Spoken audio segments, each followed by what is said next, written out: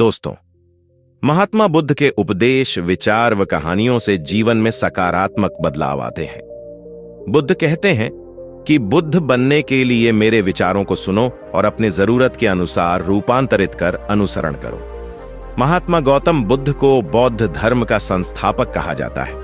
उन्होंने वर्षों बोध गया के बोधि वृक्ष के नीचे बैठकर तपस्या की और इसके बाद उन्हें दिव्य ज्ञान की प्राप्ति हुई। बुद्ध ने अपने विचारों और उपदेशों से पूरे संसार को शांति और अहिंसा का मार्ग दिखाया। इसलिए कहा जाता है कि बुद्ध के विचार आपका जीवन बदल सकते हैं।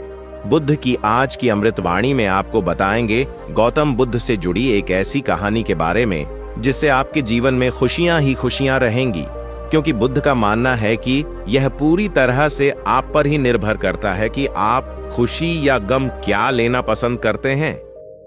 एक बार बुद्ध एक गांव से गुजर रहे थे, लेकिन उस गांव में लोगों के बीच गौतम बुद्ध को लेकर गलत धारणा थी, जिस कारण वो बुद्ध को अपना दुश्मन मानते थे।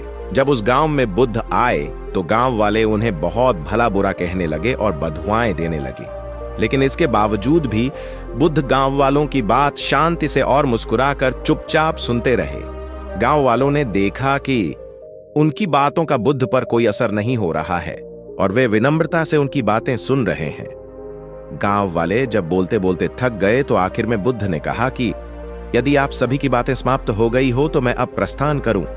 बुद्ध की बात सुनकर गांव वाले हैरान रहे, लेकिन उस भीड़ में एक व्यक्ति ने बुद्ध से कहा कि हमने तुम्हारी कोई प्रसन्नता नहीं की है, हम तुम्हें बधुआएं दे रहे हैं, क्या तुम्हें इससे कोई फर्क नहीं पड़ता? बुद्ध मुस्कुराते हुए बोले, जाओ, मैं आपकी गालियां या बद्दुओं को लेता ही नहीं। आपके द्वारा दी गई गालियों से भला मेरा क्या होगा? जब तक कि मैं आपकी गालियों को स्वीकार ही नहीं करता, इसका कोई परिणाम ही नहीं होगा। जानते हैं, कुछ दिन पहले एक व्यक्ति ने मुझे बहुत सारे उपहार दिए, लेकिन मैंने उसे लेने से मना कर दिया।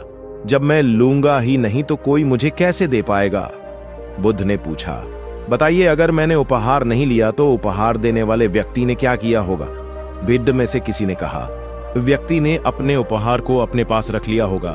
बुद्ध ने कहा, मुझे आप सब पर इसलिए दया आती है क्योंकि मैं आपकी इन गालियों को लेने में असमर्थ हूं और आपकी ये गालियां आपके पास ही रह जाएंगी।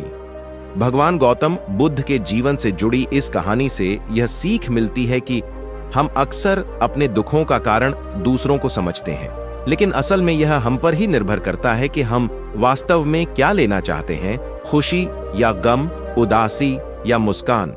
यकीन मानिए, ये छोटी सी कहानी जीवन में एक बदलाव ला सकती है। तो दोस्तों, मिलते हैं एक नया कहानी के साथ।